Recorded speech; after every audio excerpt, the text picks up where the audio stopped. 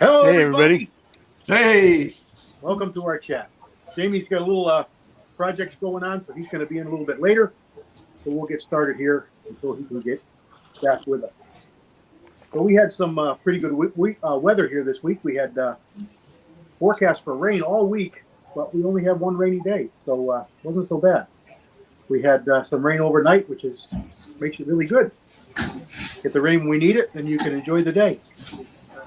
Yep. So I got to the range and got some videos done. I got some videos done down in the gun room. So it was a pretty good week here. Kyle, how was your week?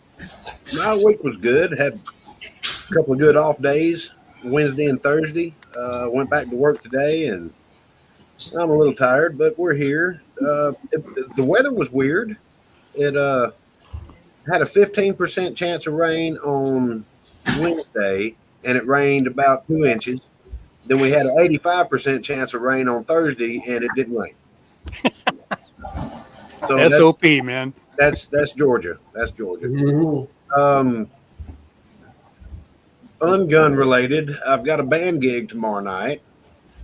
So I've been rooting around grabbing stuff that I haven't really seen in 10 years, trying to decide what I need to take and what I don't need to take. I'm not studying carrying all these speakers and all that stuff. I don't have to. So anyway, that's tomorrow night. So we didn't sing the intro for y'all.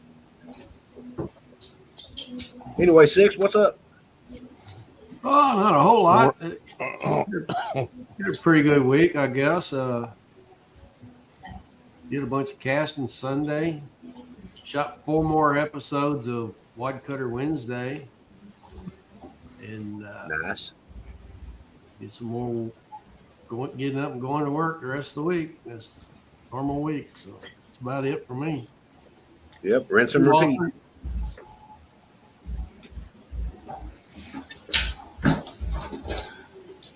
How you, What Walter? about you, Walter?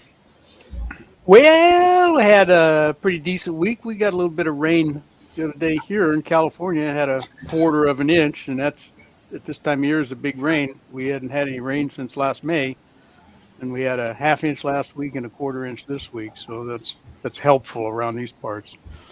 And actually got T-storms forecast for the southern part of the county tomorrow, which means I won't see any at all up here. But is what it is. Got to the range, and I'd cast up a couple of molds that I'd got from NOE on his sale, and actually 2 of them were really good. The 2 wad cutters I got from him, one for 45 Colt, and then I got one for 41 caliber, and it's a winner. I looked at it, it's 230 grains. 230 grains. Let's see if we can make this run at 45 ACP ballistics, and I nailed it right the first try. And it shot better than any 45 ACP 230 grain bullet that I ever loaded in my entire life. It went out at like a little over 900 feet per second with a standard deviation of 3 or 4 or something like that. And I put them all in a hole like that. I thought, holy cow, I gotta go make more of these. Nice. It was great, and I shot him out of a 41 special. And Even better. yeah, It's always great when that happens. Yeah, I thought, well, man, I had to, look closer. Did I miss one? Did I throw one? And so I shot 6 more, and sure shooting, I threw one of them out into, I don't know, the East 40 someplace. It went. There was flies all over, and they're in my face. That's my story, and I'm sticking to it. So anyway, had a good week. Started working on another project that will start next week. Kind of a little different direction for a Moldy Monday. It's a mold that I hadn't cast before. We're going to do something different with it, though. And let's see what else. And now it's Friday night. So that's my week. I was going to go to the range again today, finish up some stuff that I've been working with on some bullets that 6-shooter Texan sent me. I had a pretty good load for it, and I was going to go shoot those. But then I looked at the weather report, and the range where I shoot's up at about 3,000 feet, and it was socked in. There's a weather camera up there, and they typically will close the range when it gets that bad because you can't see the other shooters, you can't see your targets, and it's in the national forest, and you can't see anybody else. So I said, nah, I'm not going. It'd be just your luck. You drive that hour and they would close it just before you got there. Yeah, it's happened. It's happened before. It starts off okay, and then you get up there and go, no, you're not shooting today. Okay, you buying lunch? Nope. Anyway, good week for me. Rebel, how'd it go for you this week, buddy? We had the hunting and fishing day at my club, and of course I run the 100-yard rimfire egg shoot for the kids. And once again, because people underestimate children and how good they listen, if you're no matter the kid, if you're one-on-one with them, we've been bringing bench rest rifles, and there's a couple of voodoos there and all this. We go through more eggs than we used to. So this year I bought 7 dozen eggs, and we were out at 12 o'clock. The event runs till 3. So I sent a guy out for some eggs. He comes back and he claims, boys, I got match grade eggs. They were small. They were small eggs. I love it. and they lasted till 2. And believe it or not, I don't know where these people came from. I know where they came from originally, but we had a family, quite a big family, 3 children, 3 women, 3 husbands, and sort of an older guy. They were Chinese, and only the older guy spoke English. The kids didn't speak English, and they wanted to shoot so bad. And so I got the kid over there, and he looked at me. He looked back at his dad, or his grandpa, who was doing the translating. And I finally poked the little kid on the shoulder, and I went, "You, me," like that. He did sign language, and when he pulled that trigger, he didn't hit squat. When he pulled that trigger, the biggest grin came across his face.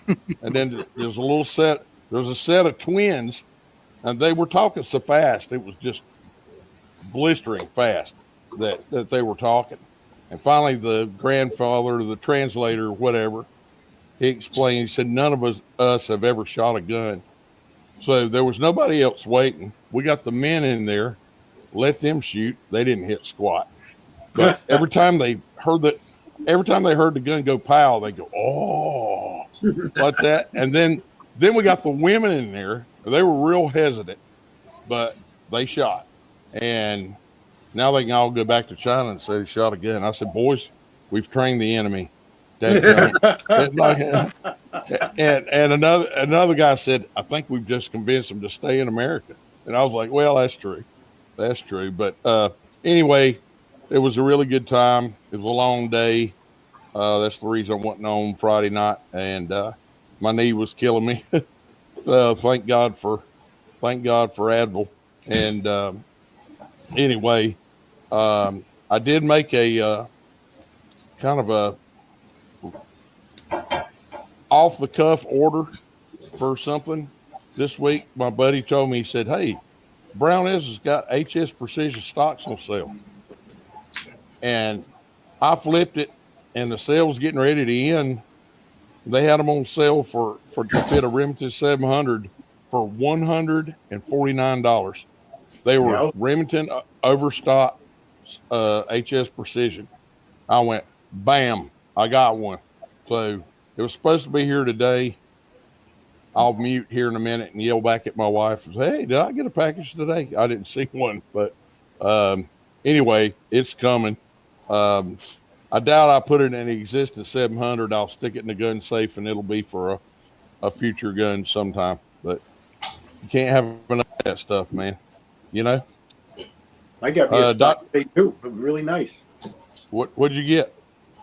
I got a stock for the 400 Legend video come out this morning. Oh, cool. Yeah, Cool. Nice walnut. I'll go check that out. Dr. Saint, over to you, man. How was your week? Howdy, everyone. Everybody in the side chat. Welcome in Friday night. Love being here. Well, kind of a strange weather week, but we did get to the range on Wednesday and trying to overcome a problem with a 170 grain semi-watt cutter in the 357. The overall length seemed to be the issue as far as accuracy is concerned, because the book has this crimping it on the top ring. There's no more rings after that, crimping it right at the very top. And bolts flying everywhere. It was bothering me. So I played around and made a few full lengths to the crimp groove, which obviously made it longer, which was 1.66. And the books say 1.553, but that's like for a revolver. They chamber in the Rossi, they fit in, no problem. So I go to the range, some test loads, shove them in the side gate, just put 5 in. They won't they won't raise up into the magazine, into the chamber. They're too long. They can fit the chamber, but I can't. Now it's too long for the tube feed. So Yeah. at the range, I'm stuck. I can't get the bullets out. I'm taking the front tube apart to get pull the end off and the spring out and the fowler out and get all the bullets out. And it's like, so I then started firing one at a time, and they were tremendously more accurate. But I can't shoot them out of the rifle because they won't. I'm not going to single shot it. So I got to go back and try different powders and see. Maybe it's just the powder. I'm using that Winchester powder. And maybe it's too spicy for the bullet in 357.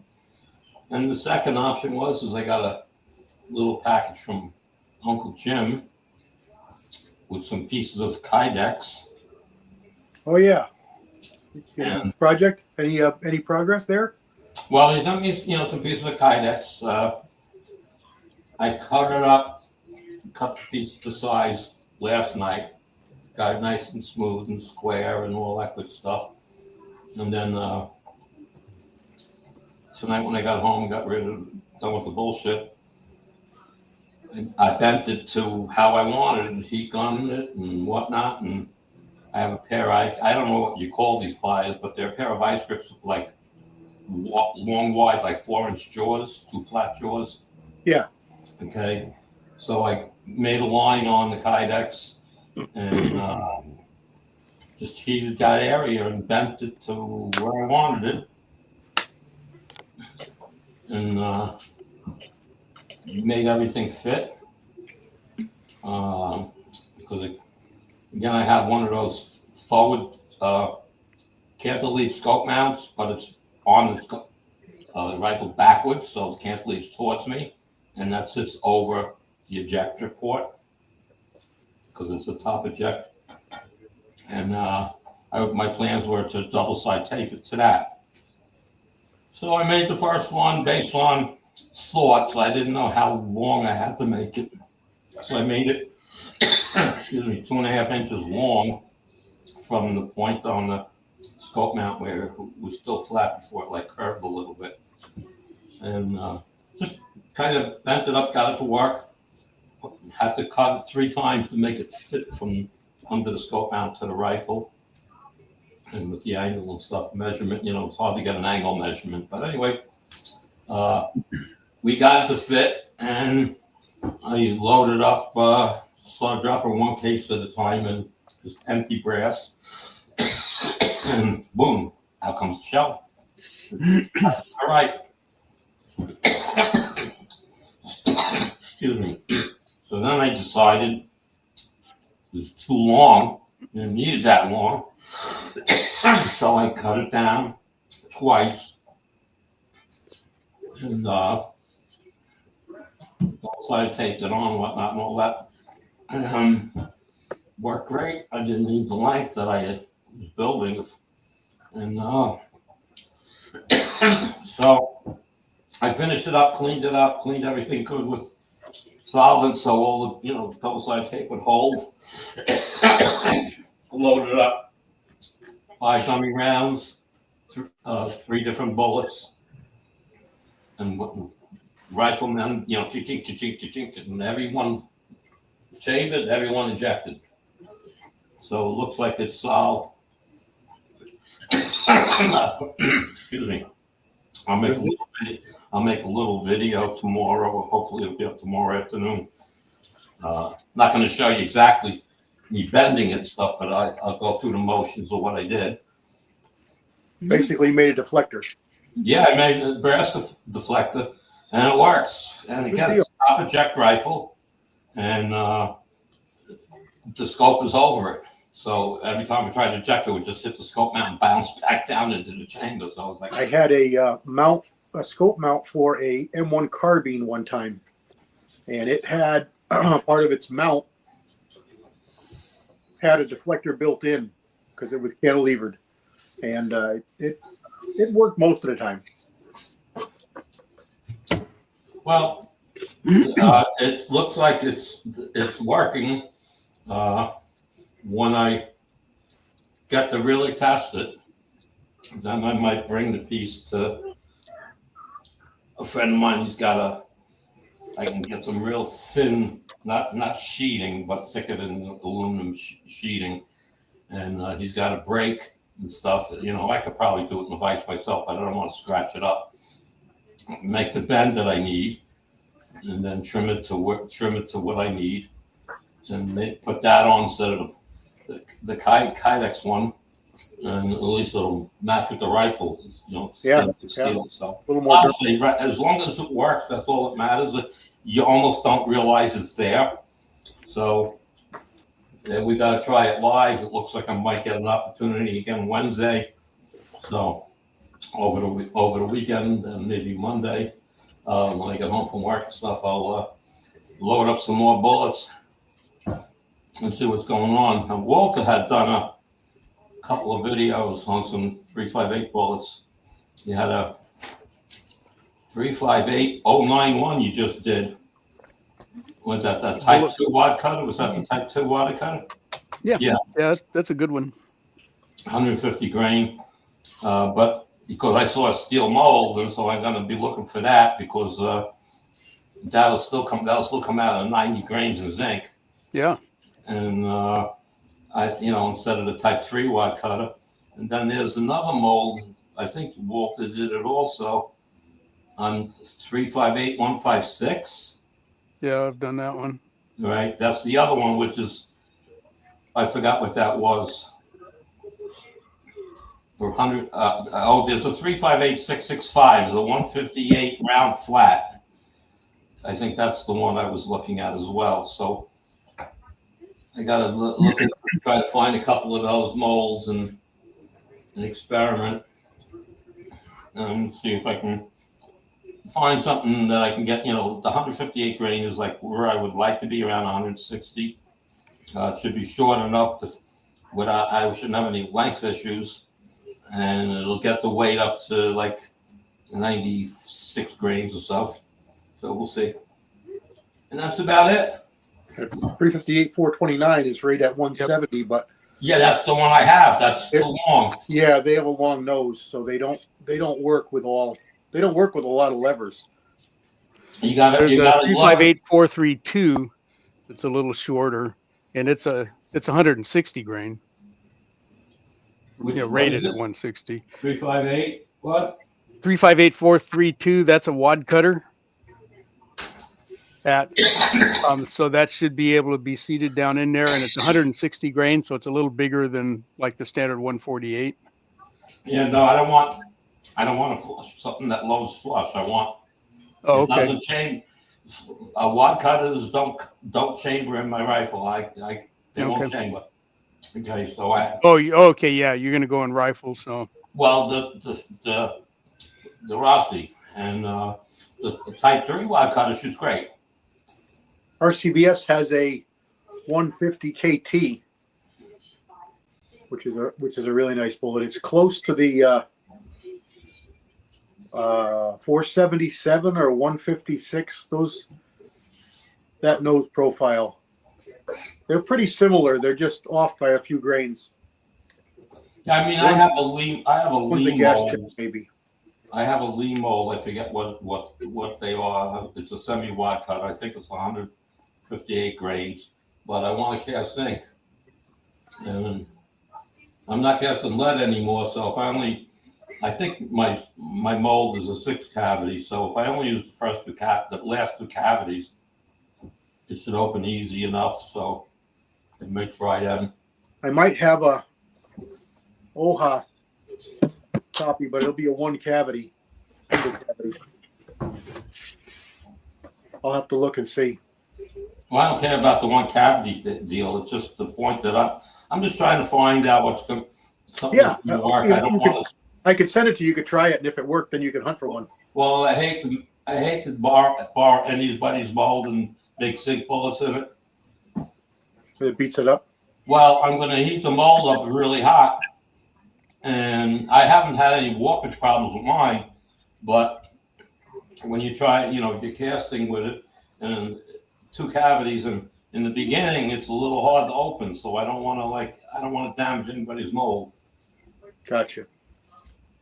I mean, if you had a dozen casted up and you want to send me a dozen in a little envelope, I can load them up and see if they're going to work. Oh, I can do that easy. Like that. Okay. Because I am looking for a semi-wide cutter, but I got to buy a steel mold, so it has to be. You have to have it in steel, so I know I can get it. So, all right. I'm out. Off to you.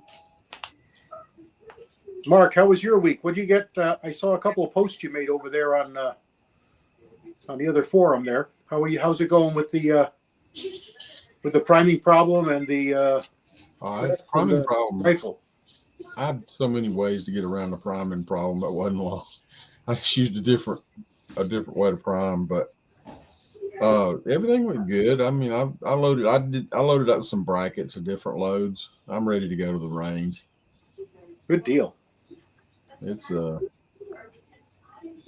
trying to wait on Jamie, but I may just sneak off and go to the range by myself one day. Part of the deal for me getting that stock I got from my uncle was he got wild hair and outlier had a really good sale a couple months ago, and he grabbed a 6 Creed barrel, and he's been hunting for an action ever since being down North Carolina and seeing all those rifles. He had in his mind to build himself something. So he was looking for a Savage short action. Finally, he decided that the 22-250 he's never really going to do anything with it as a 22-250. And if it's just an experiment, he could always put it back because it's the design of the barrel nut and all. So he said, I'm going to order a barrel to fit this, and I'll put it on there and make this a 6 Creed and see how it shoots. So he did that, and then he said, well, I don't want to alter this stock. So I think I'm going to buy a stock. So we got to talking and a couple of options here and there, and he decided on an MDT field stock after watching the video I did on mine. And the price is really attractive. It's a really good ergonomic stock. It should do everything he wants it to do. And he got it in like 2 days from the jungle store, mounted it all up. We spun the barrel on, and he shot numerous sub 1-inch groups with fireforeman loads. So he left the range grinning from ear to ear. He says that 22-50 barrel's never going back on that gun. So that's how I got the Model 14 walnut stock. Because my 110 was kind of a bit of a mystery. You look online, and now everything when you look online now, instead of getting Wiki or whatever the heck that was, you get AI. Or at least I do, and it's so frustrating because it doesn't know what it's talking about. It's totally wrong, and it was giving me totally wrong information. And then I did it again. I worded especially it a little about different. gun stuff. Yeah, gun stuff. I got a totally different answer. Well, Completely the different. the problem with AI is they're not programming it right. It was white and black. You know, it was totally opposite of what it told me before. Literally the opposite of what it told me. So I didn't want to take the chance, and being 400 Legend, going to that MDT stock, I would have been in a AICS or ACIS magazine, and they don't really make it for that. So I'd have to get a Grendel or that kind of a mag and hope that the diameter is right and it would feed. Hope. Nobody knows. It's because it's. So I said, I don't know if I want to make that kind of gamble and deal with that. And then a big light bulb went off my head. Uncle Bob's stock. Let me try that, because if he bought this stock and his rifle fits in it, my rifle will fit in it. If my rifle fits in his stock, my rifle will drop right into his stock. So he says, he said, I'm not going to do anything with this stock. I said, oh, okay. So here we go. That's the best kind of stock you can get. It's the free And one. it's nice. It's a pretty stock. If you watch the video, it's not really figured, but it's very nice, straight grain, very nicely checkered. It's got a black ebony, looking cap and a pistol grip cap and a nice recoil pad, thin rifle pad, not a ventilated. Length of pull is good, and it was a same lower bolt release in front of the trigger guard like mine. And the best part was AI was wrong, and it dropped right in. CW, that's the hardest thing about Savages is ordering a dadgum stock or a scope mount. And you really need a very good description before you order one, because the different bolt spacings and this and that, and the way they've changed stuff over the years. AI had me measuring the scope mount bolt holes. I've never mounted scope mount bolt holes for an action length. That's always been action screws. Yep. I Googled some weird pistol cartridge and expected to get Wikipedia up, got AI, and it was I can't remember exactly what it was, but it was something like a 9mm or 38, but it was a obscure old cartridge, and said it's great for African big game. I was like, what? What is this?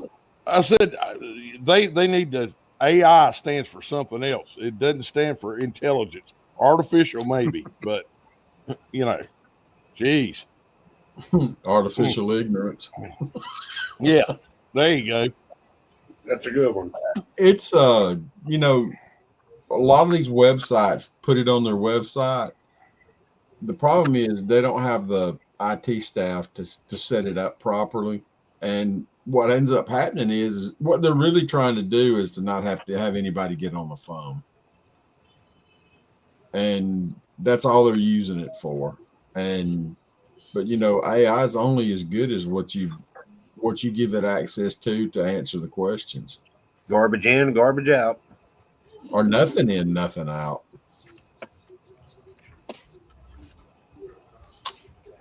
Amazon, if you look at Amazon's, what does Amazon call theirs? Rufus or something like that. It'll tell you, I don't have information on that. I prefer it just do that. But I'm not an AI fan, so. Yeah, it was a little frustrating, but now I know, now I know it works, and I don't have to worry about it. I don't have to spend any money or nothing. He wouldn't even let me buy it from him. He gave it to me, so even better. That's cool. 5 minutes with a barrel inletting tool, and I had the barrel channel opened up, so it free floated nice, and it's pillar bedded from the factory. Like you said, the best stock's a free one. Well, I saw this.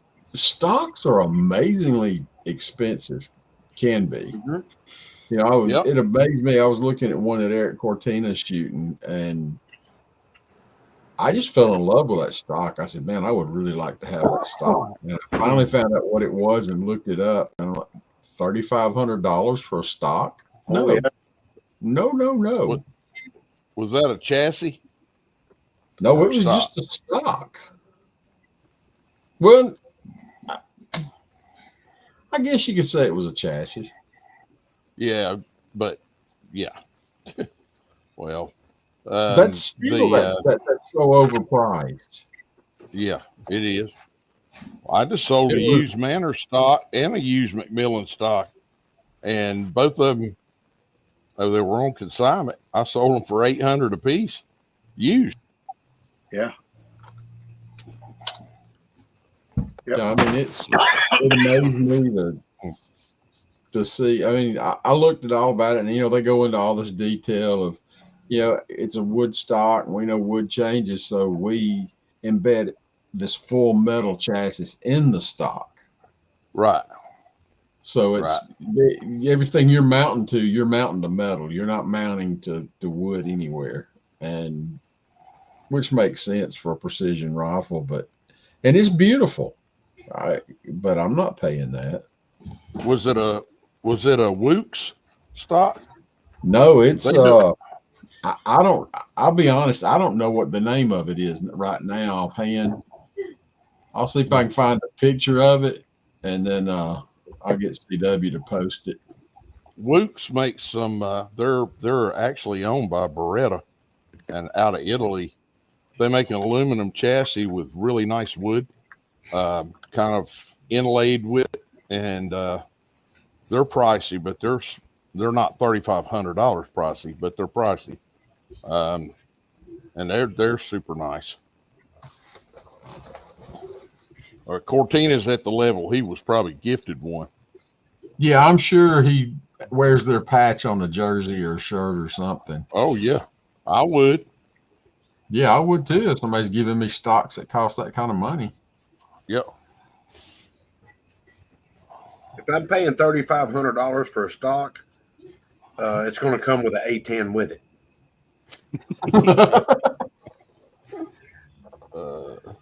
No, there's to me, I don't see the necessity in spending that kind of money on. You're just at that. No. I agree with Rebel. Hey, you're probably just somebody's gifting that to you to get you. That's why I like that rifle. MDT field. It MDT can make the makes some nice crossover. stuff. Yep. Yeah. It can make the crossover into hunting and into low end competition. It's got an ergo grip. It's got adjustable butt and adjustable comb. It's got a full chassis. Full bedding. It's rigid. I like it. I really do. And it's like 3 beams. So I like it. There's definitely nicer. Wooks is not even close. Wooks is beautiful, but they're also 3-4 times the money. Right. Oh yeah, big time. They look like wood, but they're not wood. Our 40th groundhog shoot, which was a biggie. We have who Wooks is made right here in Hickory, North Carolina, and a lot of people don't know that. And we had a representative that used our range as practice. Well, I comped him free. You don't have to pay. And I told Larry about it, and Larry still owns the range. And Larry said, "Well, I don't know." I said, "Trust me, man, it will pay off."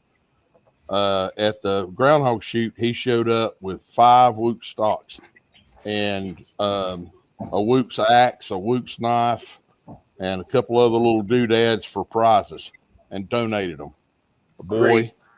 You saw these guys sitting there Googling, never heard of Wooks, Googling what Wooks was and going, "Oh Lord."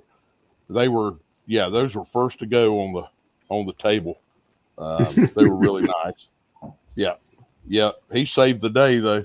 And then I don't know if he lost his job because of that but he's no longer affiliated with them. So I've got another friend that owns a gun manufacturing company. That's that one up in Connolly Springs, guy that made the AKAR variant, Blue Ridge Precision, and he's starting to work with Wooks now to do a little machining for for them for some part.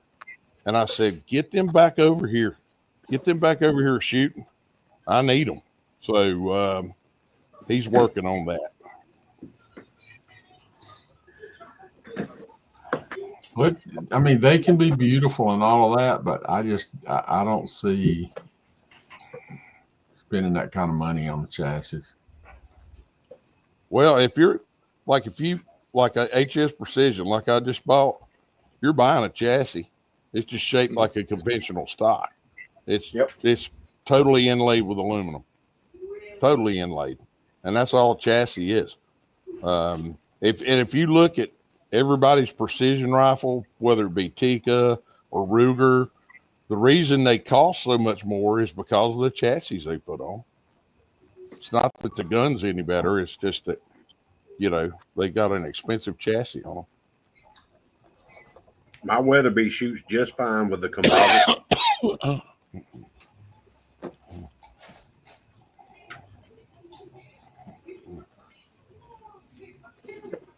Yeah, Dave's right. Just because you spend all that money to buy the best doesn't make you a better shooter.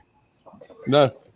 But Learn you your sure look rifle. good. You sure look good.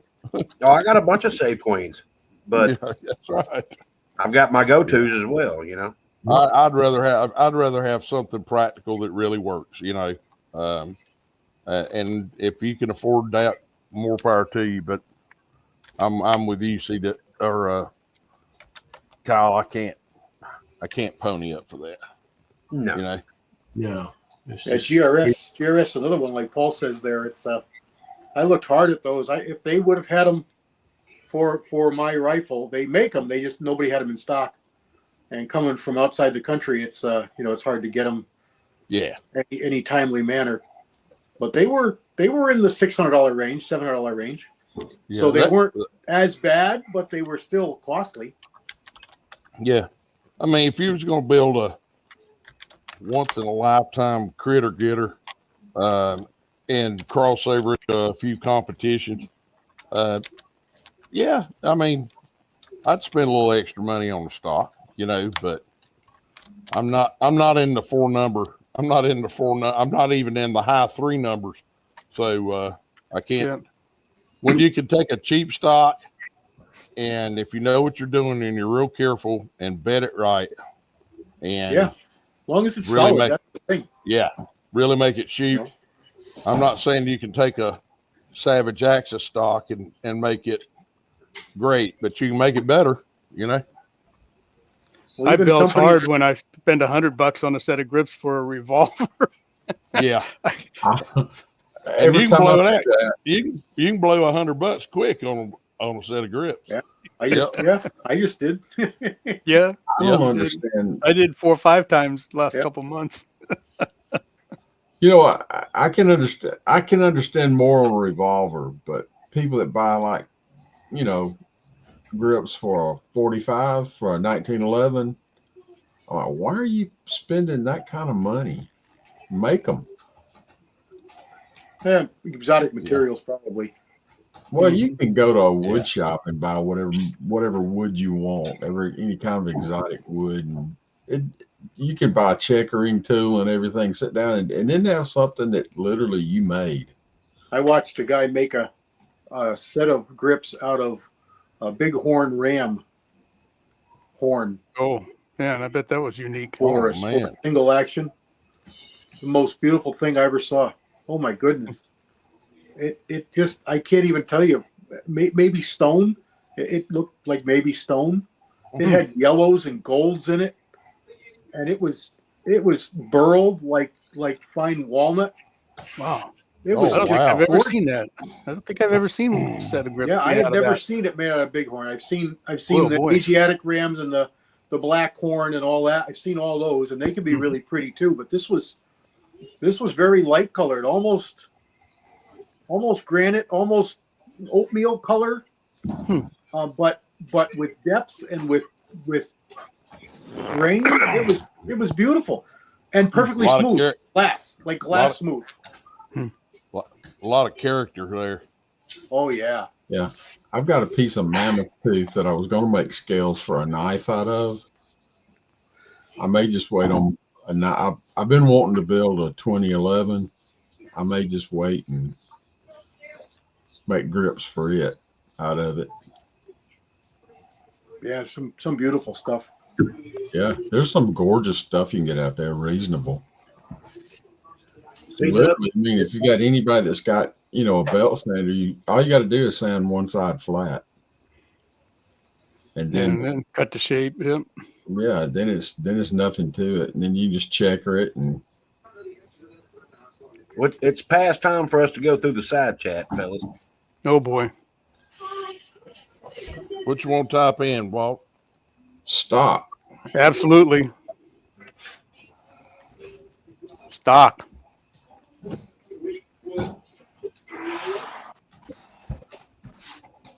Oh, you're gonna make me go inside and get my phone.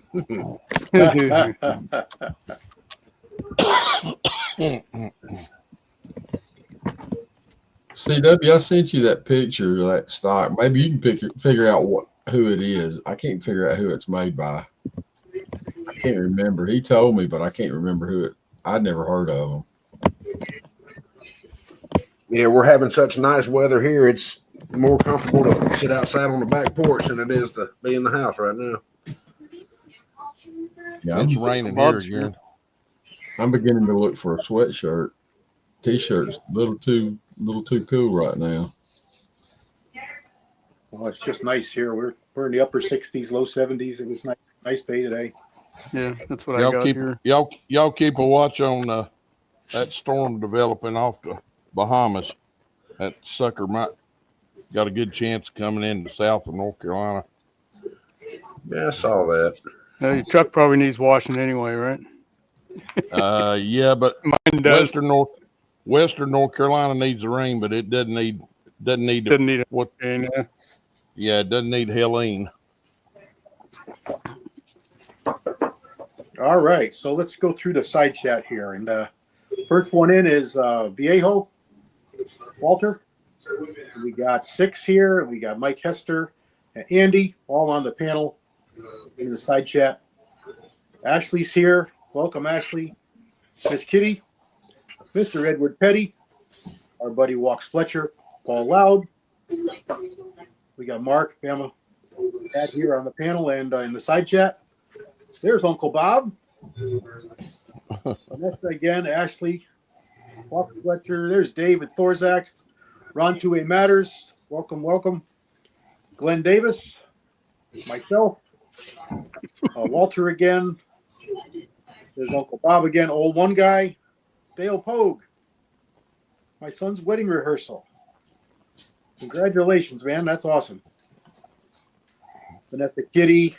Glenn Davis, Walter, Texas 6. There's Chuck. How you doing, Chuck? Sergeant Bulldog. Ron Two-Way Matters, Edward Petty. Mr. Kyle Lusk got his phone. Good old Rotten Tooth. Hello, John. Jesus. And there's Papa's Place. Hello, Les. I think I got everybody that commented there. If not, post up again and see what we can do. Welcome, everyone. Thanks for joining us. Hope we're entertaining you with our light banter here. I don't think we had a topic for today, but it's getting to be that kind of season where things are cooling down and sportsmen are looking to the woods and seasons are opening. Small game seasons are opening pretty soon. Early deer, a lot of places. Archery is open or opening. Bow season's already in here. Yeah. Dove season, yeah. That's been open for a little bit, I think, right? Couple weeks. Yep. Yeah, we got hunters in the woods around here, and that's kind of dampened our dog walking adventures. But we still got plenty of places to take them, let them run. So. Yeah, that's around the Speaking corner. of, Trying to get out in the woods here myself for the past 2 months, and I can't do it. I got to we go with my respect buddy. them, and they respect us. So it's a mutual relationship. Yep. Speaking of hunting season, and Bama Dad brought up Eric Cortina. Have anybody ever watched his Ethical Hunter Challenge? where he, I've seen the 500-yard well, ones. Yeah. yeah. The 500-yard ones, he really, and I sit there, I say, yeah, it would be so cool because you get guys in every year stretching their shots. You know, they're bragging about how long a shot, you know, 130-yard shot turns into a 450-yard shot, and that would shut some people up because it's an MOA bullseye. So and most the thing about it is no one really brings a hunting gun. They all bring their competition gun. Yeah. And Yeah. they still have a hard time hitting it under conditions, you know. And I think Cortina's down in Texas. So when they show the deer, the mirage, that deer is just going back and forth. It's like it's underwater. I was like, boys, you better read that mirage. It's your friend. Or your worst enemy. About to say, if you know how to read it. Yeah, it's easy to read unless it's bowling. Then you Well, just it's easy to read if you know what you're looking at. yeah. But then you if it's bowling, you just aim for the middle and hope for the best. You know, that's all you do. Kind of like a hand grenade. Yep, exactly. It's like when we were out at Dead Zero, Jamie's shooting his 270, and through, I don't know, miscommunication or something, he's dialing his dope into his scope the wrong way. And he goes, I said, Jamie, you're hitting all around it at 1,000 yards, dude. Just hit it. That's all you got to do. And he goes, Kyle, I'm shooting at a leaf in an oak tree that's 20 miles away. I said, oh, you went the wrong way, huh?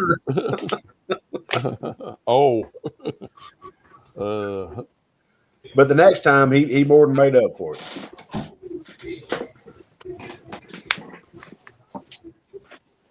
That was so funny. I'm shooting at an oak tree leaf that's 20 miles away.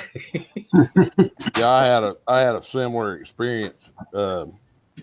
We were my buddies teaching another guy, a kind of a rookie, how to shoot accurately, and I was starting in a new 308. And I just had some federal gold medal match, and I just wanted to get it on, you know, pretty much on paper and then hand load for it. And I was getting pretty close, and I was getting ready to make the adjustment. I turned away for a second, and I guess the inexperienced guy decided to make the adjustment for me, and he touched my scope. That is a no-no. and turned it and adjusted it without me knowing. So the next shot was 3 inches off, and I was like, "What in the heck just happened?" He said, "Well, I adjusted the thing down," and I looked at him and kind of raised one eyebrow and said, "You touched my optic." Like, you know, he was like, "I'm sorry. Is that a no-no?" I said, "Dude, you could call that a faux pas." You know, yeah, that's not good. They haven't invented the word for that yet. Yeah, don't touch my optic, okay? Yeah, that's going a little bit too far. If I don't ask you to touch it, don't touch it. Yeah, right.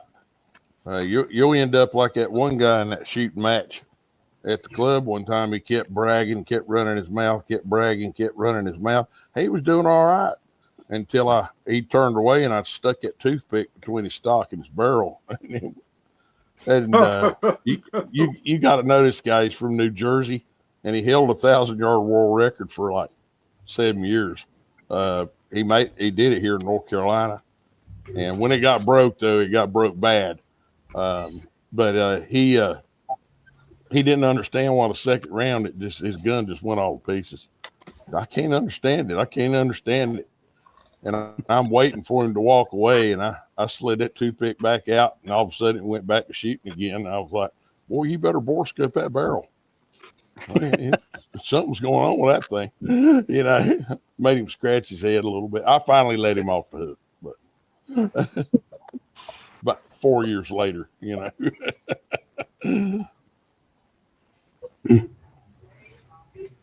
At least you rode him for 4 years. That's good. Yeah, that's right.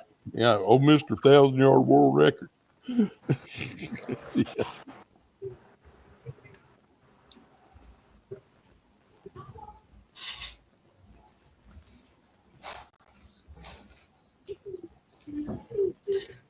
Bow season opens in the morning. Oh, Nice. nice. Yeah, it opened ain't here cool. a couple weeks ago. I ain't pulled a bow back in over 20 years. I Yeah. kind of miss it. I mean, I can't do it anymore. Since I screwed up my back, I can't do it. I used bow season as scouting for gun season. I've shot one deer with a bow, and to be honest, it was by accident. Okay. I'll let Shade off mine. a tree. I'll let your minds wander with that one. No, Both archery and rifle seasons are already over and done with here. I am very good with a bow, or I used to be when I practiced all the time. But yeah, I would rarely see a deer, and I would when I say by accident, I was in the process of getting ready to come down out of the tree and getting ready to call it a day because I didn't see anything. I was like, all right, this place is dead. I'm halfway down the tree, and we have what they call doe days here down in Georgia, where you can shoot a doe, and it happened to be doe day. And I'm coming down the tree, and I've got my bow hanging down from my tree stand from a rope, and all of a sudden I see movement, and there's a deer. I'm like, okay, I'm gonna stop right here for just a second, and then I realize it's a doe. I'm like, well, that's meat, okay, and keeps turning around looking at me. And I'm in the process of pulling my bow up and then freezing every time she turns her head. And then she'll turn away and start eating. And I'll move my bow up a little bit more. And granted, it's like on a 10-foot piece of rope. So it takes me a minute to get the bow back up into my hand. And by now I'm tired. And she finally turns and hears a sound or something over there and turns around and looks. And I get the bow back up into the stand. Luckily, I didn't bang it against it or anything like that. And I was able to get the bow in my hand and get an arrow in there. And she turned back around. I was like, I'm just wasting my time. And she went back down to eat again. I drew back. She looked at me because she heard, I don't know, the cams on the bow or something. Yeah. She turned and looked at me. I'm like, oh, I still got to move. I still got to aim. Jesus. And she turned around and looked again, and there you go. That's the only deer I've ever killed with a bow. And all I was out there doing was scouting for rifle season. The first deer I ever killed with a bow, I killed it with a recurve bow. And I'm telling my age now. But Fred Bear was my hero, and I did it like he did it. And boy, I tell you, can't nobody take that away from me. It was a little old doe. It was good eating, but that was I'll never forget seeing those white fletchings go whoop and disappearing in that deer. And I was like, all right, it was a complete pass through too. 50-pound pull, Nice. Martin Black Mamba. Yep. I got a 35-pound black mamba. I had the bear grizzly. I got one Nice right over grizzly. That was my first bow, Walter. Yeah, there. mine too. Right I got mine when I was in college. Yeah. Mine Learned was to a shoot bear with it. whitetail too. Yeah, my mom didn't want me to have a gun, and so they bought me that bear grizzly 45-pound. Mhm. And I believe that's what mine was. Yep. when I there turned it is right there. Yep. When I turned 16, yep, my same color. When I turned 16, Mom said we might get him a gun. He's killed every daggum thing walking with that bow. And there wasn't no deer here then. I'd killed rabbits and got flu arrows and shot squirrels, everything. I wished I could still do that. I don't know I know it's mostly back muscles. I've got a torn bicep in my right arm, and I don't know if it'd cramp up on me or not. But on a recurve, yeah, you're gonna get cramps.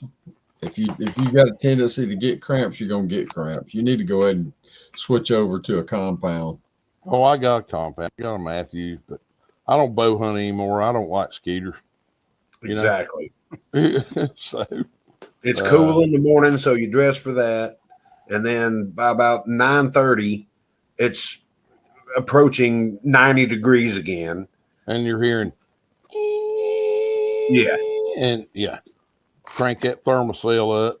In Georgia, from what I understand, you need 2 thermocells.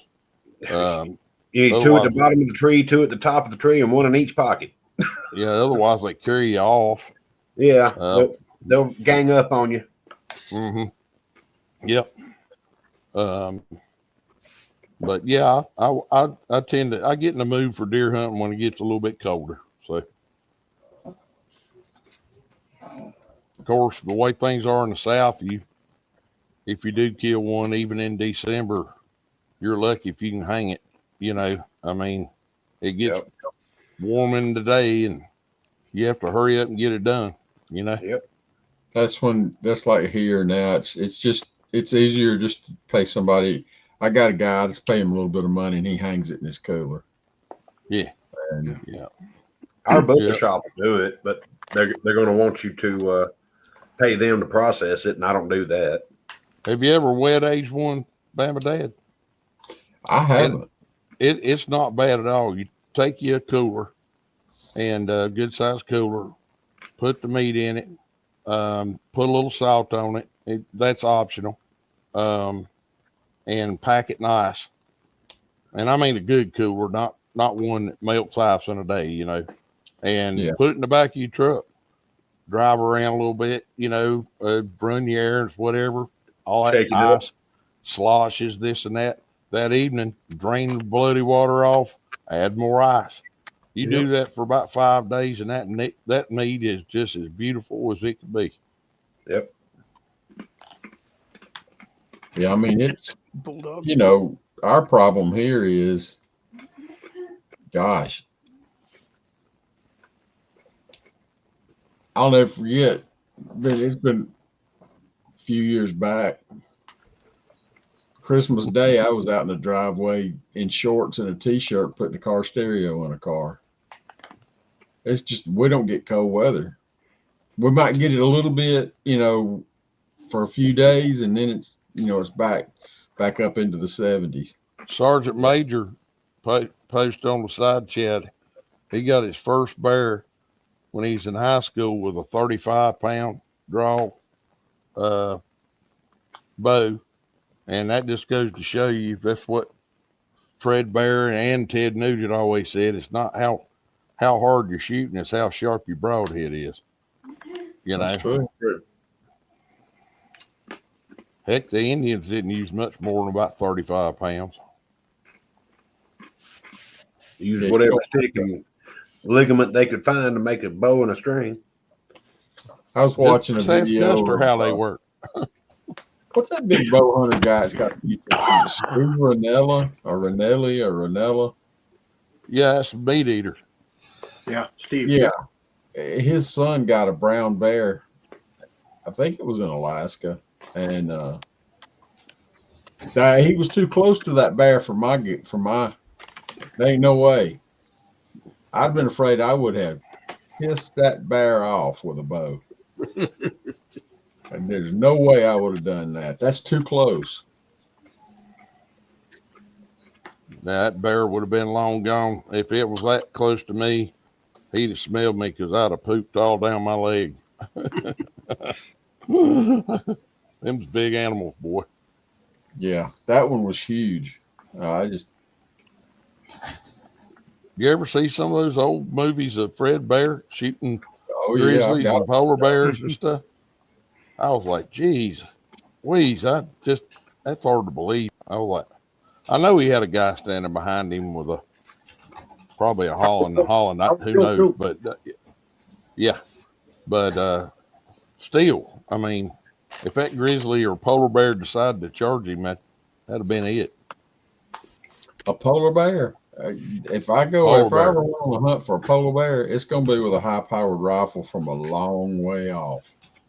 Yeah. Have y'all seen that video? It was several years ago. A man was moose hunting in Alaska with a bow, and he shot the moose. This was a giant moose.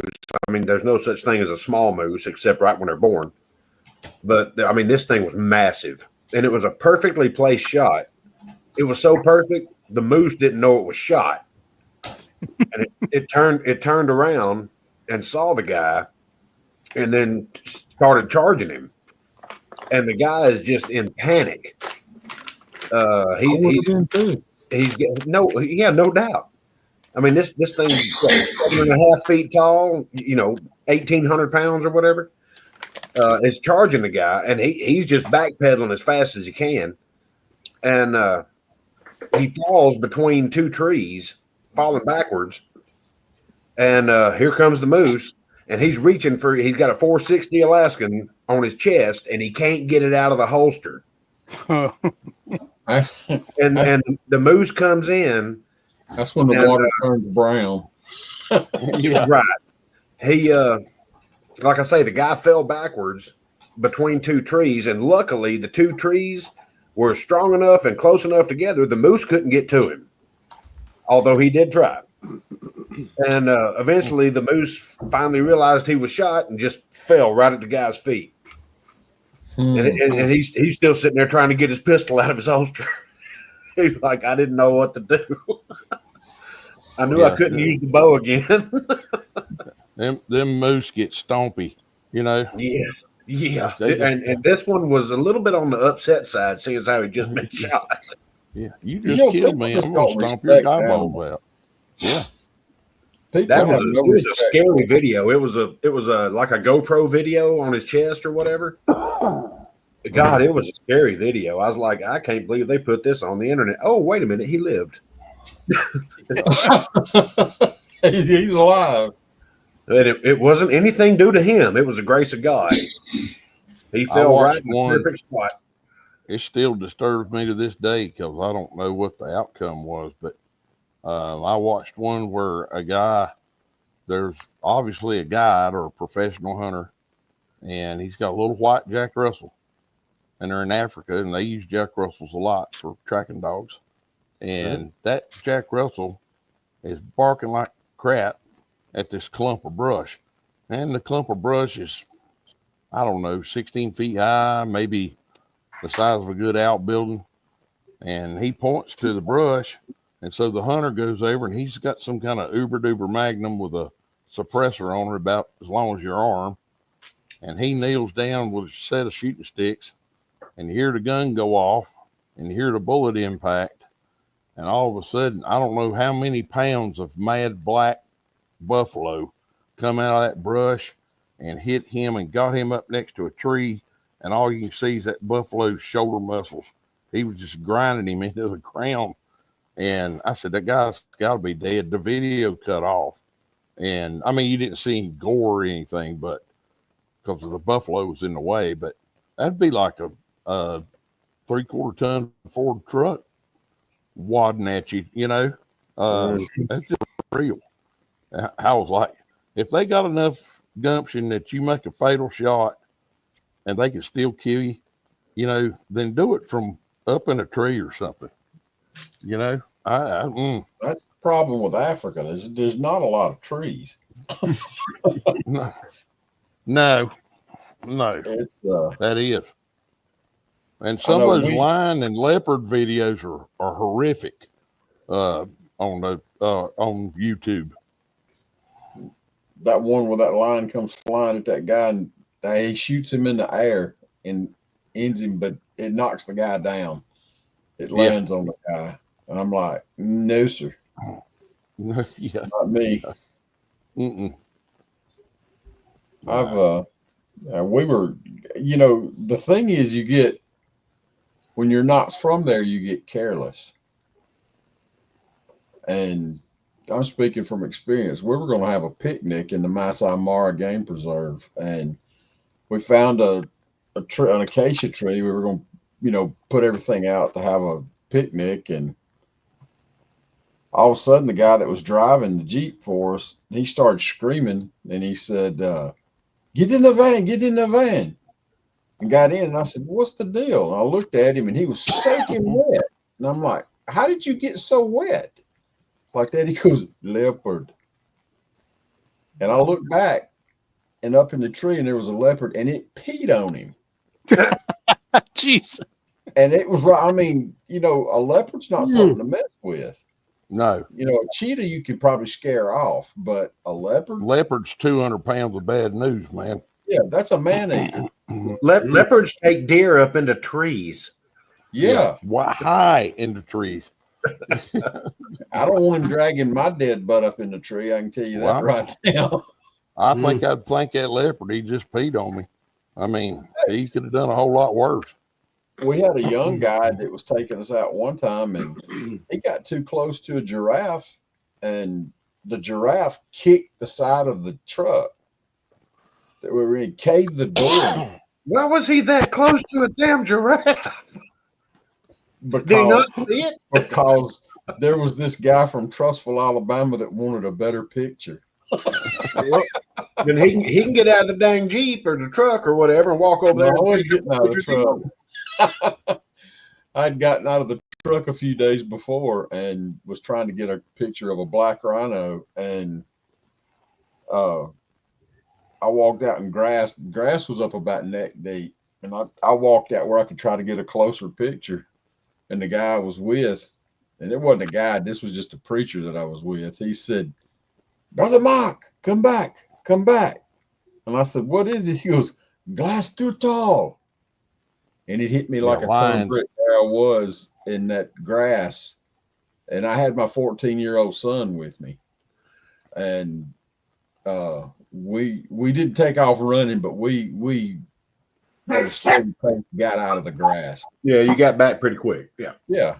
You know, it's you get careless, and Adrenaline gets going. And I was thinking about those buffaloes, and I wasn't getting close enough to get in trouble with the buffaloes. I had a big telephoto lens. I just needed to get, 20 yards closer to it to get a good picture. And so you're scared of the buffalo, but not the 3,000-pound black rhino that can run 35 miles an hour. I'm not particularly scared of Cape buffaloes. If you leave them alone, they'll leave you alone. One of the places we stayed, I woke up one morning, went out to have coffee on the balcony, and there's 5 of them right there grazing. And I'm up on a balcony that's, I don't know, 6 feet off the ground, and this one walks by, and I reach over and pat it on the back. It didn't pay me a bit of attention. Did you do the Crocodile Dundee thing? No, I didn't do none of the fancy stuff. I just wanted to touch it. My mom and dad, they lived up in Blue Ridge, Georgia, which is up in the start of the Blue Ridge Mountains. And my dad called me. He said, "You ain't gonna believe what I did. I heard a ruckus on the front porch of the cabin." And so I get up, and like, who's on my front porch? Because they lived out in the woods. And he grabbed his shotgun and went to the door, turned the light off, and there's a black bear just tearing everything up on the front porch looking for food. And Dad just turned the light back off, sat the shotgun next to the door, and went back and laid down. And my mom's like, "What was all that?" He goes, "Don't worry about it." The bear getting bad here. I'm at TCW. There was a guy posted yesterday on Facebook about 3 miles as the crow flies. He had a bear after his chicken food, and that's an occurrence this time of year. I mean, you just got to stay vigilant about it. This one was hunting bird seed. I'm not as rural as you are where I am here. I'm just outside of city limits, and I have them here in the neighborhood all the time. I've never seen one here, but houses within sight of me have seen them. So we've got them. They're all over. There's a guy came in today, and he said, "I saw a set of bear tracks today." He said, "behind my house." And I said, "Do you got livestock or chickens or anything?" He said, "Yeah, I got a few chickens." I said, "What do you got your chicken feed in?" He said, "Plastic trash can." I said, "You better put that in something metal or in the house or get it away." That's kind of, it's wonder he didn't get into it already. And I said, "How big was the track?" Well, CW knows me, and he held up his hand. He said, "Let me see your hand." And I held up my hand, and it from here to the tip of my middle finger is probably 9.5 inches. And he said, it's a little bigger than your hand. I went, You better move that you chicken. black bear. Yeah. You better move it during the day. Yeah. Yeah. So they're often enough around here now that there's been a couple people hit them with cars. That's bad. That's bad juju right there. That just That tear messed a the car car up. piece. No, they'll tell a car all to hell. Yeah. Oh yeah. And from what I hear, a wild hog does more damage than a bear. A big wild hog, because they're low to the ground. They said, hell, they just tear your transmission, your rear axles, and everything out. So Yep. I could imagine. We had a truck when I worked at a trucking company that hit a moose out in Wyoming, and we had those big cow catcher bumpers on the front of the trucks for just such an occasion, because you hit just a deer, and that's $5,000 worth of damage easy. Right. And that's if it doesn't really mess anything up. I mean, the hood's $1,500, and that's just for a bare hood. Then you got to pay $2,000 to get it painted, you know. But anyway, so he makes it back to the shop, and it's one of our brand new Freightliners, and it's got this bumper on it, and the bumper's all bent in all the way to the grill. And I was like, "Dang, brother, what happened?" And he goes, "Yeah, I hit a moose." And I got to looking at the grill, and there was blood on this end, and it was not blood on this end. I said, "Let me guess, he was facing this way."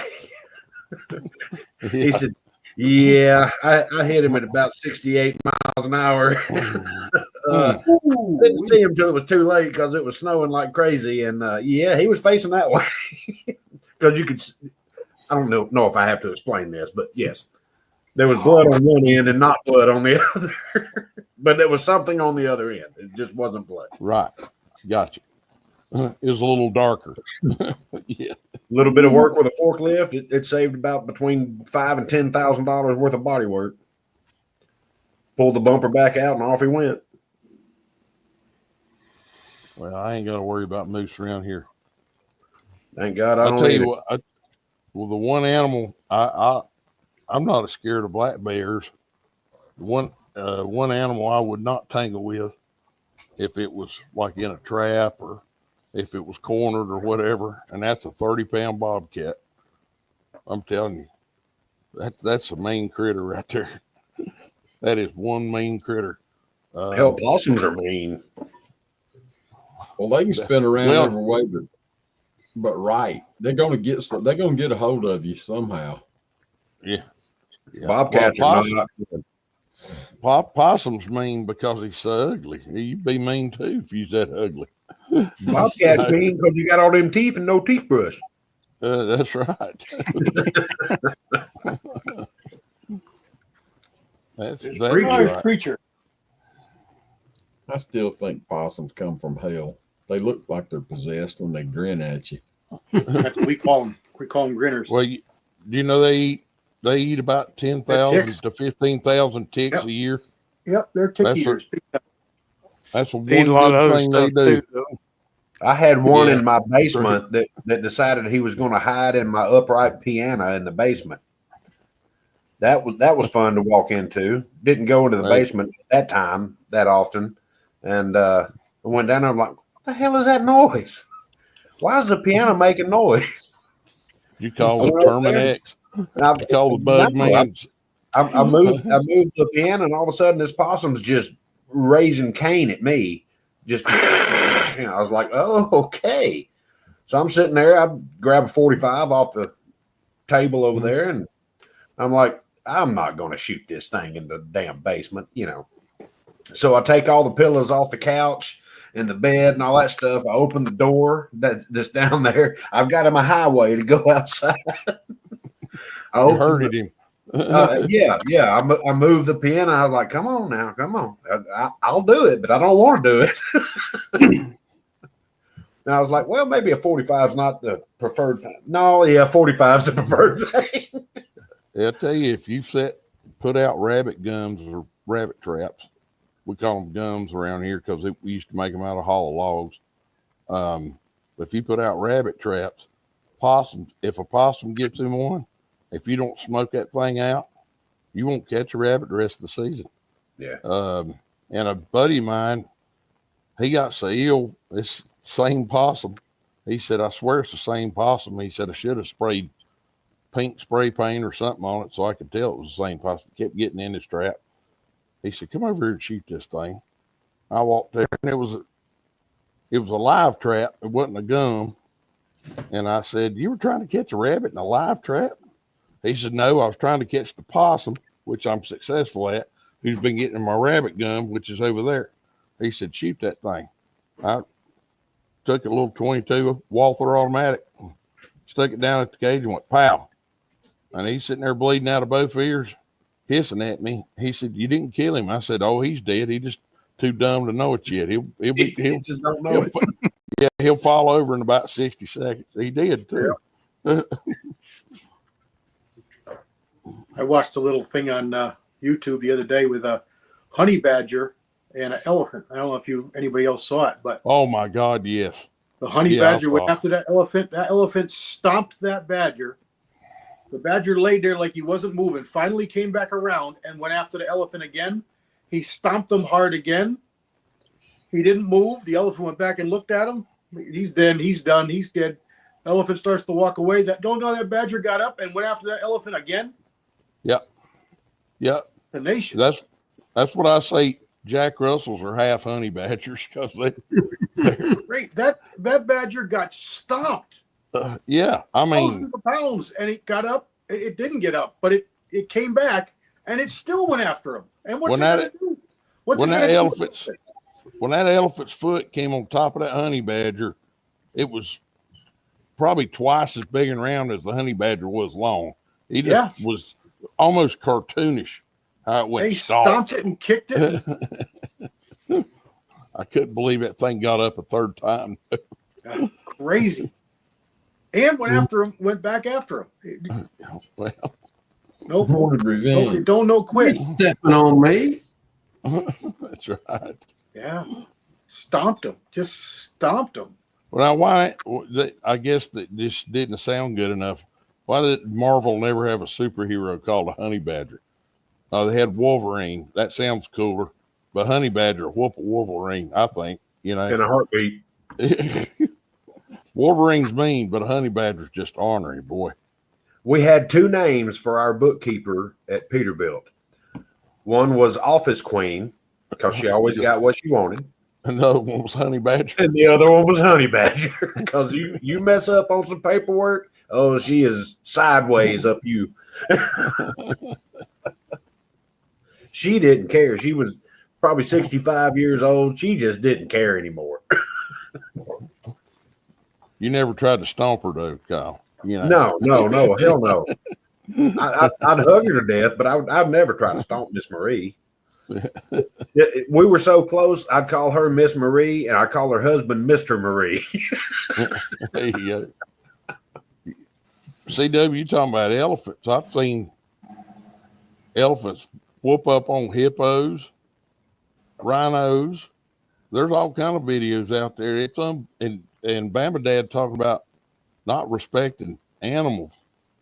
If we had elephants in Yellowstone and them idiots get out and take pictures and get too close to the buffalo, that'd be the last picture. Yeah, a wild elephant. Hurry, honey, run back to the car. That ain't gonna make no difference. That elephant don't care about no car. Dude, I'm on car is a chew toy.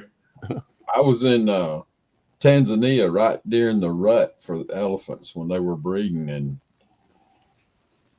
sometimes the male has to chase the female to get her affection. And you sit and you watch them, and you don't really pay attention. You're looking over a grassland, and we actually went to where we saw them emerge from the brush, and then to where they ended up. And in a very short period of time, they ran 2 miles. Yep. They can get on with it. Yeah, they and you can't hardly get away from them. So that's Well, that's I don't mean, understand. I don't understand why anybody wants to go hunt. I mean, I can see hunting anything in Africa you want to hunt, except I don't see a reason for hunting elephants. That's a big old They got a rogue one that needs to be killed. they're overpopulated in some areas because of man. I mean, let's just face it, it's man's fault, but they're overpopulated. Try to grow a garden over there. See what happens to you. Forget it. It ain't happening. But there are other animals that I had to chase my wife 2 miles before she tired out. And I knocked her in the head, and that's how I got. She's been with me 22 years. caveman style. Yeah, that's right. One of these days she's gonna come too, like that honey badger did, though. And Yeah, I know. That's what I'm scared of. Yeah, Her nickname at where we worked together for years, and her nickname at work, speaking of what Kyle called the bookkeeper, was Wolverine. She didn't take any crap off anybody. Finally, when everybody found out we were dating, they were like, "Mike, you're dating Wolverine?" No, yeah, I'm dating the Wolverine. You a bad man. I can just run fast, or I could. Another thing you don't want to mess with is a dang hippo. No, they kill more people in Africa than anything. Golly bum, and they are brutal. Believe it or not, I believe a hippo can run like 18 miles an hour. It's only for a very short time, but that's a whole lot of something coming at you very fast. I'm gonna tell you, they can run a lot further than people think when they think short time. There's a video on YouTube you can watch one in a river chasing a boat, and he just keeps chasing that boat. Well, 18 miles an hour, that's fast for a short amount of time. Yeah. I mean, Usain Bolt is running about 11 miles an hour. Well, now you understand why all the Africans do so well in Olympic running. Yeah. Now they're running from damn hippos. They're usually running for their life. But if you get during that mating season, they get real territorial when you're out there on basically a hollowed out log, just crossing from one point to another. There you go. I get stompy. He's gonna kill you. People get killed over there all the time just trying to go to the river and get water. I had a customer that got lucky enough. Some doctor was paid for a leopard hunt, and that's very, very expensive. Paid the trophy fee, paid everything, and he got his shots, and he got sick from like the yellow fever shot or something. And my friend, he's an older man.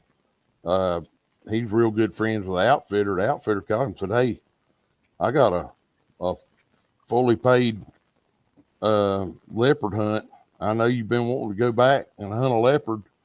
He said, "All you need is, your airline ticket and blah, blah, blah, blah, blah." And he came to the shop looking for a little MTM box that locked so he could carry a couple boxes of ammo. Well, when he got back, he killed the leopard. He killed a hippo. He killed a bunch of plains game.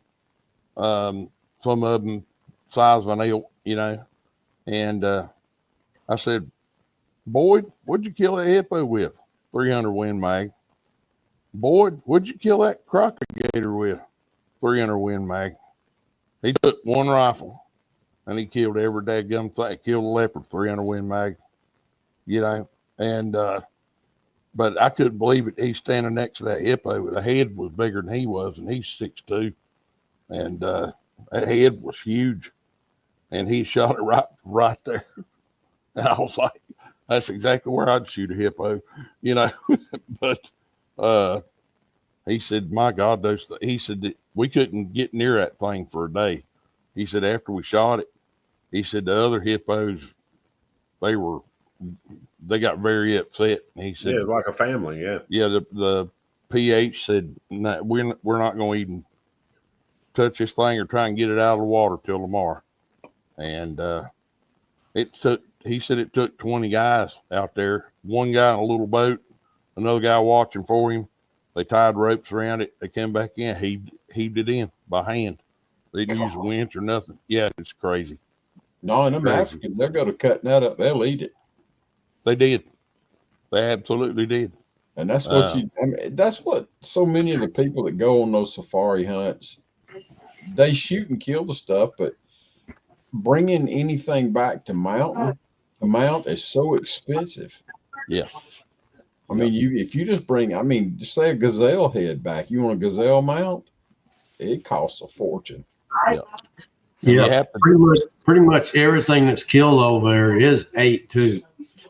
It's not yeah. 50. Yeah. Oh, absolutely. Absolutely. Yeah. You Nothing feed, goes to you feed waste. pounds. And that includes the elephants too. Oh, yeah. Well, if you want to kill a African animal and don't want the expense, go down there where Six lives. Texas is full of exotic animals.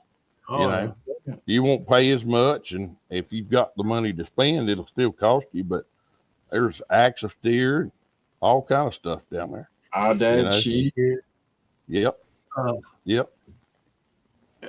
Elk is considered exotics in Texas.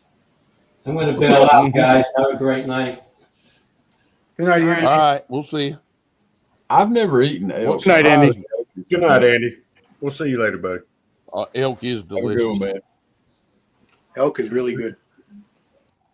Yeah, there's Yeah, elk. Everybody that I know that's ever had elk, they said that's Cadillac of wild eating.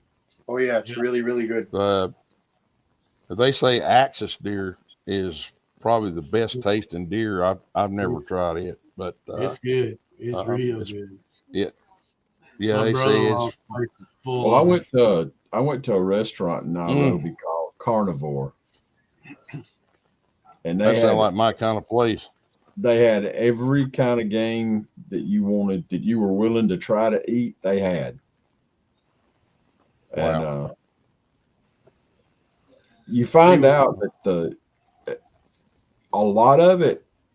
I'm a picky eater, so if it's off tasting at all, I'm out. And I don't even like whitetail deer, but that's just me. If everybody likes it, and I know, look, here's the thing: I'm not jumping through hoops to make it taste right. If I can't take it off the bone and I can't skin it and take it off the bone and grill it, I don't want it. I can make a rat snake taste good. Do what? I can make a rat snake taste good. Yeah, but that's the thing. It's like that most stupid thing that people eat in the world's eggplant. I love eggplant. Anything I gotta salt and suck the liquid out of for 3 days before I cook it, no, I ain't eating it. No, I'll take care of it and give me about 30 minutes, and then I'll start cooking it. Yep. Ugh. Well, maybe one day I'll make you some eggplant. You'll have to prove me wrong. I'll try anything. I'll prove you wrong, brother. I'll tell you, and a white-tailed deer, if you're a real picky eater, you need to be a real picky shooter. So Yeah. So I'll tell you what's you funny. shoot that 100-pound doe, you don't have to do nothing to it.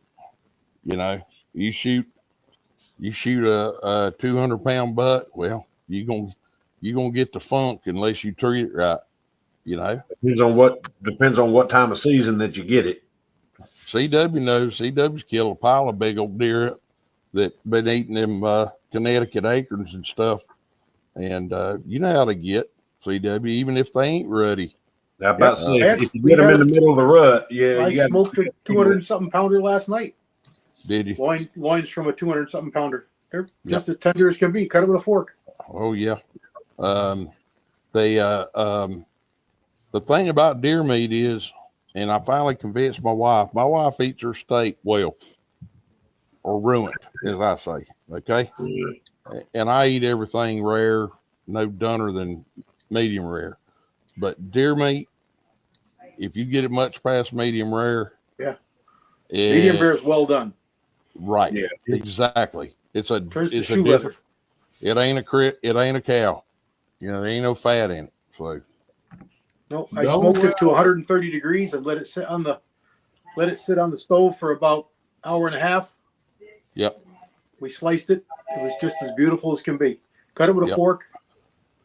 Beautiful, Mhm. beautiful, beautiful. Like the best roast beef you ever had, Yep. but better. The only two ways I've ever had whitetail that I really like was spaghetti. ground whitetail deer, had spaghetti out of that, and then a guy did a roast. No, I didn't care too much for the roast, but the women where we used to hunt, they used to make country fried steak out of it. But they would Yep. beat the heck out of it. That's tenderizing it. Yep. And but it was, you couldn't tell that wasn't just beef. Yeah, I It do was- that. It was just as good. And they'd serve it over biscuits and gravy, and it was My- delicious. My wife begs me to do that. If you take care of it once you got it on the ground, take care of it correctly, and do like you're saying, because that's what we do around here. Put it in an ice cooler and let it sit on ice for a couple days. Drain that water off every night. Yep. You get all that out of there, and even when I thaw out something and put it in there, I put it in a bowl of water and let it sit there and get some more out of it, and that's when it starts tasting good. Then Even if I shoot rabbits, I'll soak them in salt water for a day. Now my wife loves wild cottontail rabbit. Oh my God. Rabbit's good. Yeah. Now the best eating in the woods is a grouse, and maybe they taste so good because they're so hard to kill or so hard to hit. But rough grouse is my number one, and then bob white quail is my number two. I like dove too. I mean, dove doesn't bother me. I don't like dove as much. Or duck. It's blue meat. Duck. Duck's greasy. I didn't understand duck. You know, ducks. People that have never don't know a whole lot about duck hunting. They're graded on a scale of which ones taste the best, and the ones that eat the least fish are the ones that taste the best. So The fish ones, best. they're strong. Yeah. My dogs Yep. wouldn't even eat those. We wouldn't even try and eat the fish ducks. We didn't shoot many of them, but every once in a while you do. And the dogs I wouldn't even shot eat. one that I had to break through the ice on the banks of the lake that I was at and wade out and get it. And I didn't know anything about it. Got it back, plucked feathers. I mean, when I finally got it plucked down, it wasn't nothing but a little wad of body to it. And then we cooked it, and oh my God, it was like eating a can of sardines. And I'm like, I'm done. And somebody said, "What kind of duck was it?" I said, "I don't know. It was kind of a black color." He said, "It's a merganser. You don't eat those." Mergansers, you don't eat those things. Goodness gracious. We I have learned the hard way. scoters. We have scoters here. There's 3 different kinds of scoters we have, and that's a great big giant black duck, bigger than a mallard. They're big. There's white wings, surfies, and commons, and they're on the ocean. They're saltwater, and they eat mussels and they eat all kinds of crustaceans, and that meat is dark, and I've had it when it's very good. We had one guy we hunted with who knew how to treat it and handle it, and it was actually really good. But I have never seen anybody else be able to make it And I'm just, palatable. Even the dogs wouldn't eat it. I don't know whether you call me picky or lazy, but there's a grocery store with a whole lot of pork and beef. I've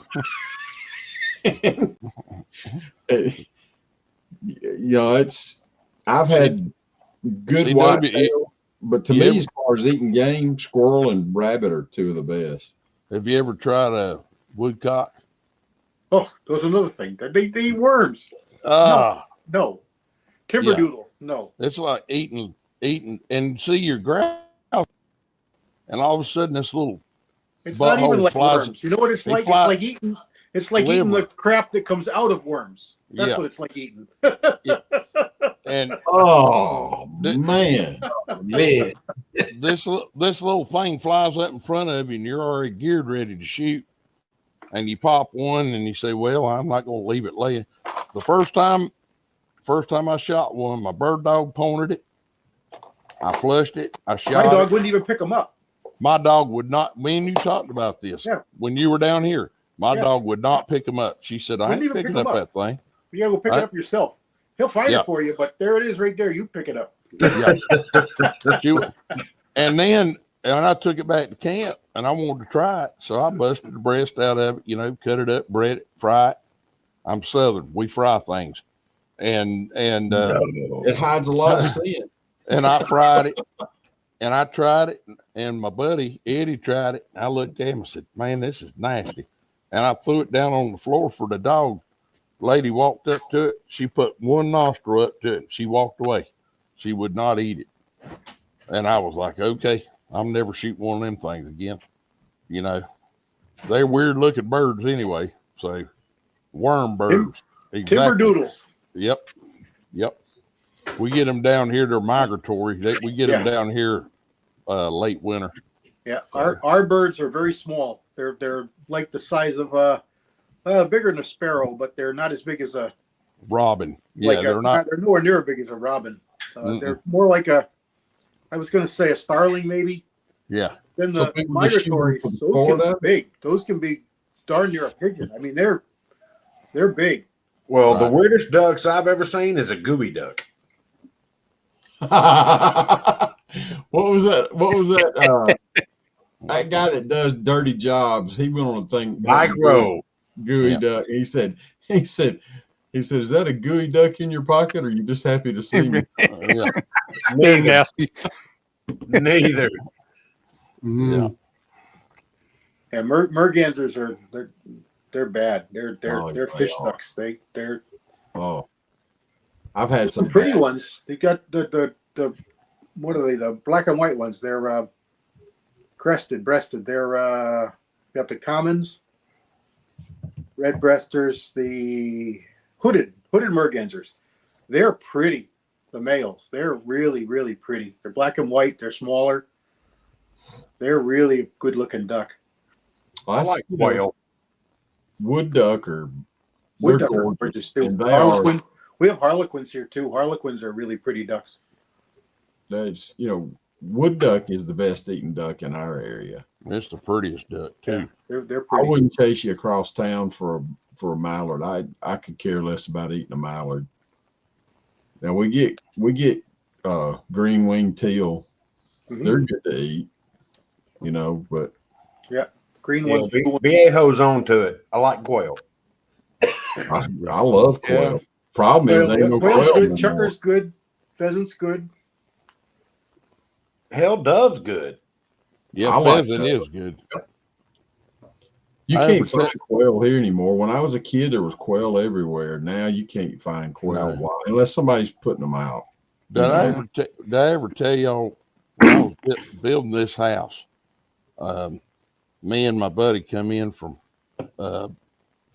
getting something at Lowe's Hardware, and my son was out here in the driveway, and he was picking up gravel, and he was throwing it at something in the woods. I hollered out the window. I said, "Boy," I said, "I paid for that gravel. Don't be throwing them rocks." Okay, he said, Dad, there's some kind of weird blue bird out here." Well, I shut the truck off. I got out, and I've got a narrow strip of woods, hides a gully. My cousin calls it my moat. I have a moat around my house. And he says, "It's right in there." Eddie said, You got a rifle in your truck?" I said, "Yeah, I got 10-22 here behind the seat." "Get that thing out." He said, "I'll go around there and flush him to you." Well, out of the woods steps this gorgeous emerald blue pheasant, and I shot his head off and skinned that thing, and me and my wife had it for supper. About 2 weeks later, my Laotian neighbors come walking up the driveway. He could barely speak any English, and he said, "You see my blue pheasant?" blue pheasant like that. And I went, I ain't seen nothing like that.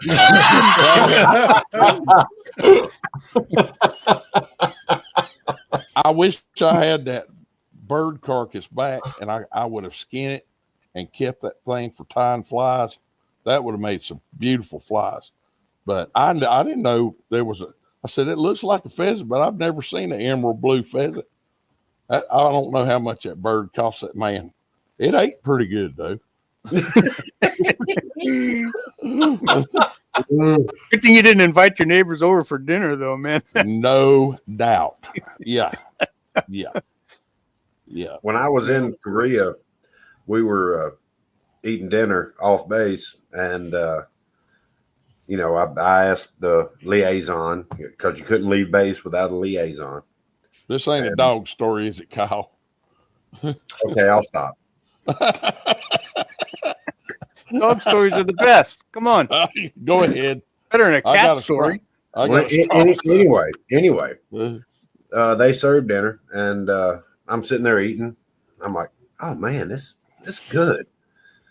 I offer a bite to a friend of mine and all that, and offer a bite to the liaison, and he goes, "You know what this is, right?"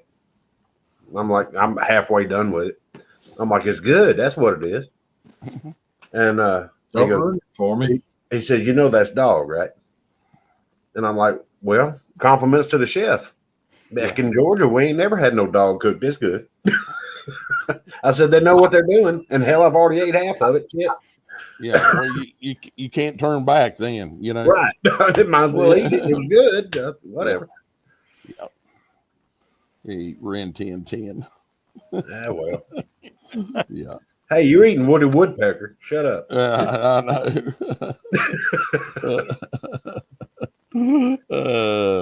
But I've eaten some. As far as wildlife concerned, I've ate some weird stuff, but I've stayed away from the ducks. I've tried a couple times, and I can't imagine eating one of the mergansers like CW's talking about. Well, duck to me is just a greasy chicken. Yeah, they're awful. I mean, it's just a greasy chicken. Yeah, I wouldn't. If I'm gonna shoot a duck, it's for sport. If somebody else wants to eat it, they can have it. Because I don't care nothing about it. I mean, don't get me wrong. If I'm hungry, I'll eat it. Oh, yeah. I've eaten worse, but Yeah, you ate dog. well, but it was good dog. Good dog. Yeah, you got to admit, somebody's done admitted that he ate dog. And I'm sitting here with my German Shepherd sitting right next to me, going, "Really?" Meantime, you're smacking down. Who's a good boy? It's okay, baby girl. It's okay. I won't eat you. No, I won't eat you. Yeah, that dog was probably better for you than hot dogs or some of the processed stuff we eat around here. Well, I'll tell you, it wasn't. I guess it was back in the late 70s. The Catholic Church in the town I grew up in, they brought a whole bunch of Vietnamese refugees in, and they put them in the local trailer park. And I had a buddy that lived in the trailer park, and he looked outside one day, and this guy, he couldn't run because he had a leg that was shorter than the other one because of a motorcycle wreck that he was in. And he said, I was on the phone with him. He said, he's coming up to the house and he's getting my dog. I said, you better get your dog quick. And I heard him hollering at him like that. He goes, bring my dog back. I said, he said he just unhooked the chain from the deck because Barry would take the dog out and let the dog use the bathroom. But since he lived in a trailer park, he put the dog on a chain while it used the bathroom. He said, I'll tell you what. He said, we finally, and this guy was a dispatcher for the police department. And he said, we had to get the police to go to the Catholic Church and bring all of the people in and tell them, just because there's dogs out in people's yards does not mean that is a grocery store. He said it didn't take no time at all. There were no dogs left in the trailer park. They were eating high on the dog. Well, it's a different society over there. Evidently, Trust me, it is. walking the dog takes on a whole different meaning. They look at dogs like we look at chickens. I mean, without the eggs. Well, it's, the Asians are probably the weirdest when it comes to what they'll eat. Well, and they think that we're the weirdest too. Well, they think something's wrong with their thinker. Well, and you're entitled to your opinion. They're entitled to their opinion. I mean, think about it. I'm going with mine. Well, and I'll go with mine as well. I'll go with mine as well, sir. But you're in a different land. Yeah. The things aren't the same. They never will be. Like in Hawaii, they consider Spam a delicacy. I mean, Spam. I'll eat Spam, but I'm not going to call it a delicacy. I like it. There is 7 different aisles in every grocery store in Hawaii with different flavors of Spam. 7 aisles. And then they have bread, and then they have maybe corn. They don't eat pineapple, and they grow the damn things. Every now and then they'll use pineapple juice to season something, usually pork, because they do have a lot of pork down there. I'll tell you what, every hill that didn't have coffee growing on it in Africa was owned by Dole Pineapple. They were growing pineapples. I mean, as far as your eyes could see. Pineapples are. You pull them off a tree? No, they only. I guess really, the bushes are about this tall. Yeah, they're small. And Pineapples aren't even native to Hawaii. They just farm them there. Yeah, it's just perfect growing conditions.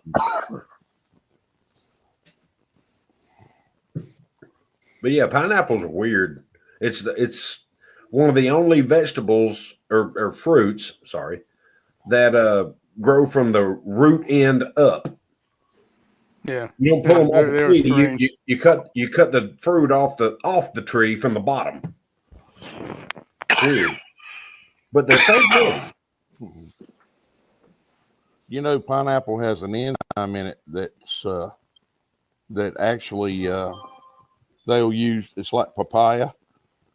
They use it in a lot of like Adolph's meat tenderizer, and it naturally tenderizes meat.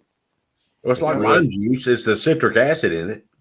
No, they say it's an enzyme, some type of enzyme. Papayas, pineapple, and something else has it in it.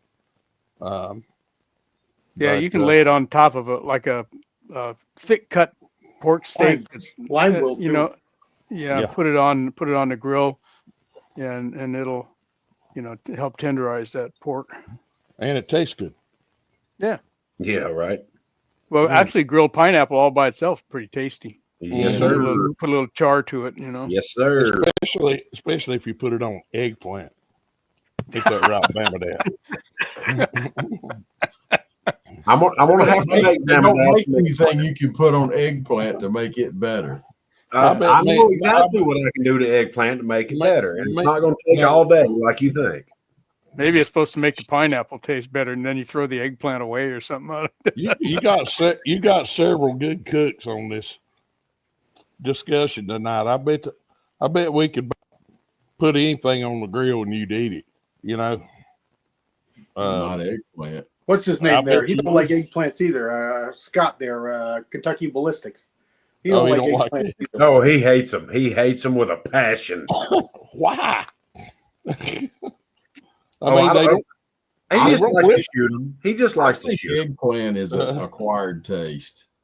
I don't find it. I think it's wonderful. I mean, you're not going to bite into it. You're not going to skin it and bite into it. No, but it's cooked up like in a sauce or fried up, and I love it fried. Oh my goodness! Did you get those pictures I sent you? What's that? Did you get those pictures I sent you on the phone? Yeah, probably. I'm not looking. My mom cooked it. We sliced it up and fried it. No, I got nothing from you. Yes. put flour or something on it and fry it up. Yeah, I cut it and then I salt it, and then you pat it, you pull some of the moisture out of it, and then egg wash and breadcrumbs and fry it in olive oil. Oh, Mhm. Oh Lord, yeah. Oh, I sent it to your email. I'm sorry. Oh, I had to my tell mom didn't use her olive tell me oil. that she sliced eggplant and she laid it on paper towels in a baking dish. Mhm. And then she put more paper towels down, and she put another layer, and then more paper towels, and then she put a baking pan on top of that, and put bricks on top of it. Well, you see, if you cook it without pulling some of the moisture out of it, it just gets mushy. So in order to have it stay firm, so you have a little body to it, you pull the moisture out of it. You can cook it without it. It's just water, but it gets mushy. It falls apart. That's right up there, as far as I'm concerned. That's right up there with a rutabaga. I don't need any of that either. Or turnips. I can't abide a turnip either. I can eat a turnip. Well, I like it when you do turnip greens and you have just the little bitty pieces of turnip. Yeah, the greens are fine, but the turnip I don't think was intended by the good Lord to be eaten. Well, So I I'd can probably appreciate put it in the that. ground. And the only time that I like eating turnips, I'm straight turnips, not turnip greens, but turnips, is when my mom cooks them, because she sticks her finger in them and she makes them with love. There you There go. you go. That's a different story. Now I know a lot of people. Y'all are talking about greens. I know a lot of people that won't eat collards. I don't understand that. Because you got to wash them, and because they got sand and whatever. Yeah, Oh, I you got mean a you gotta recipe. work for it? I got a recipe for collards that you do in a pressure cooker, and you can do the same thing in a big old cast iron skillet with a lid on it, but pressure cooker is faster, and they are so tender and delicious. I love collard green. Of course, I I love used to help kale. my aunt can turnip greens, because she lives on a farm. Used to be a dairy farm, now it's a chicken farm. But the back part of the property was a huge garden. And you talk about some greens. There were greens everywhere. And I'd go over there and help her do a bunch of canning. And she would wash her greens in a washing machine. Absolutely. Mhm. Absolutely. All right, we're closing in on about 10 minutes left here in the show, and we went right by our first of the week. We're going to have Walter do it. So why don't we go through the room and see what everybody's got coming up for this week, and do our final closings. Who wants to start, Walter or Mark? I'll start. Okay. Go ahead. So tomorrow's Saturday, and I'm making buttermilk pancakes. That's all I got Oh. coming up. That's what I had last night. Yeah. Nice. Moly Monday and wad cutter Wednesday. I got a good wad cutter coming up next Wednesday for Meat flat. 41 mag. Meat flat Wednesday.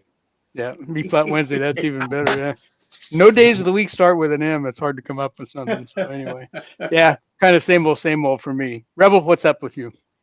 Oh, nothing. Just going back to work. The stock didn't come in. I went and checked. So I guess good old FedEx or UPS will get it delivered tomorrow sometime.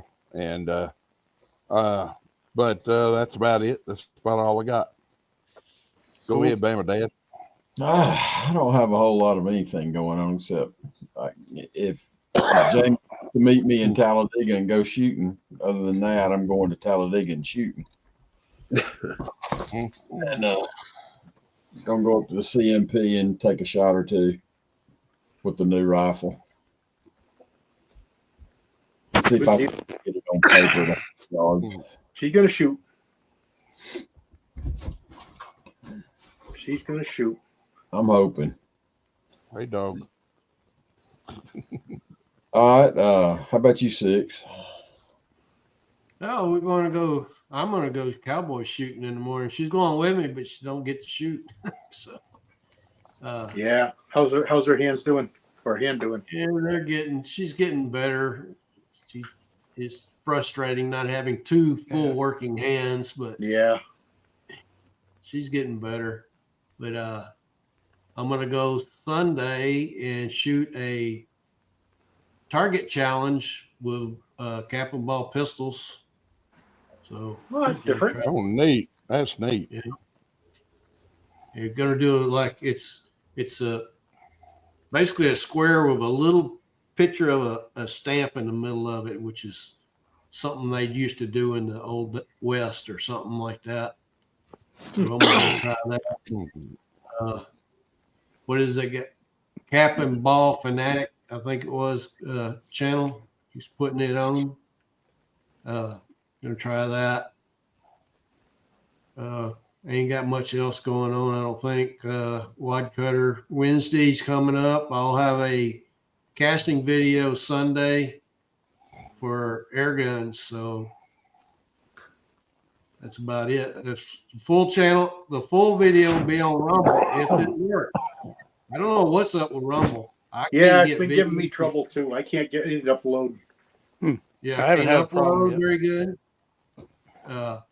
Even going at work, I'm not signed in or nothing. I just pulled Rumble up and tried to watch videos. It'll run the ad, but it won't run the video. So Yeah, I've probably put up a dozen videos on YouTube, and I think I only got 2 of them to upload to Rumble. The rest of them bounce back. They won't go. No matter what I do, they won't go. And they got to change now. Now you got to pick a topic, and you got to pick a secondary. Yeah, It's getting too much trouble. Getting too much trouble. It's been that way for a while, but I don't. When they updated on the 17th, something happened. Yeah, I don't know what. Because the little logo now looks like a American flag. yeah. When that went, it's been bad. So Is it still that way? Yep. All right, that's it for me. What about you, Kyle? I'm just thankful that everybody decided to show up over here in the side chat, and it was great cutting up with everybody after I finally got back to my phone.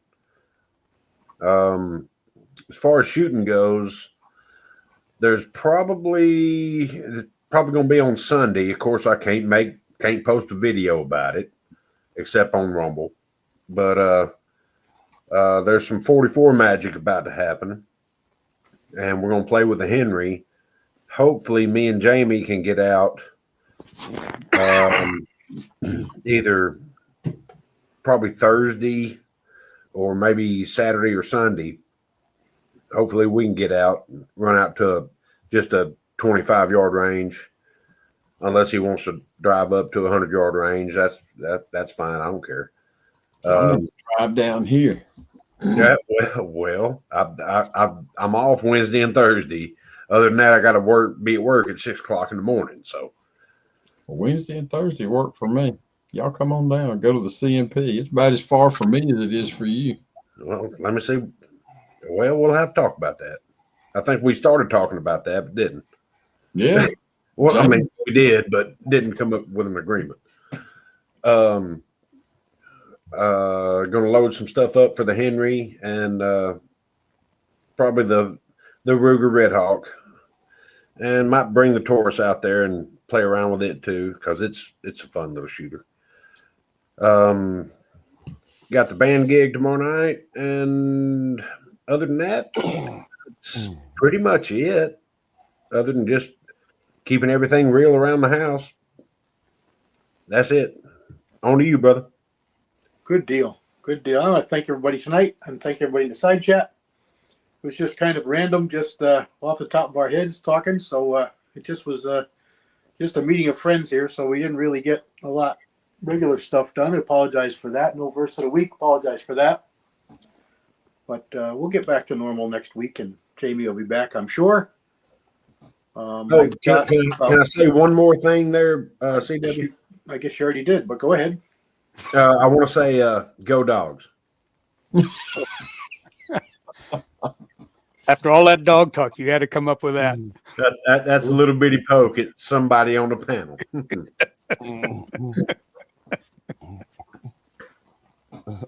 I got I don't know, about half a dozen or so videos I got posted up. I got again for the third time.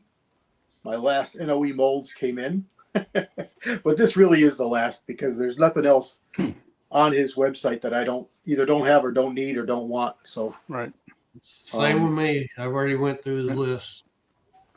I got two good ones, and I hope they shoot really good. I got both of them loaded up today, both of them sized up, cast up, and loaded up today to try. So that'll be coming up videos.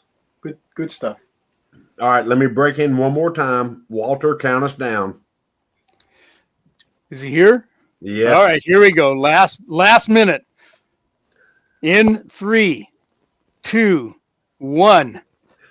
Hey, Mario! You talk about coming in on the last second, buddy, but you made it. That's what West counts. Coast weirdo. And with that, There it is. God bless everybody. Good night. Hope you have a great weekend, and we'll look for you next week. Good night. Arm got everybody. in here too. Good night, Arm. Good night, guys. See ya. Thank you.